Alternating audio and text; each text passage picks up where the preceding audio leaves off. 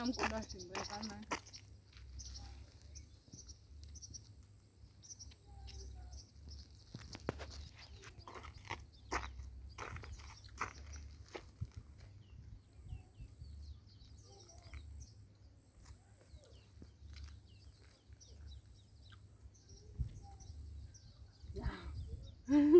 Ndakunera wa moyo.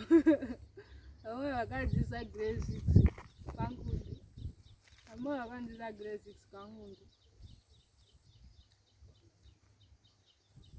Ndodziwa moyo kasi. Andisa grade 6.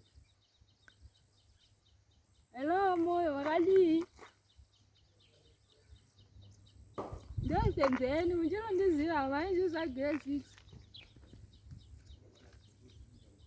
Ndakufuna nditi ndikuzwa patatu magrade 6 vanchinzisa mezi. Nditi ausina mezi aunaka unoinda. Ilo ndikubotsana asi handina mezi dzacho futi. Ndatowanile zvikubotsana ndakauya wana handina mezi asi maiti kausina mezi aunaka unoinda. Hello. Hello. Wakati. Wakati. Yeah. Ndaonekwa.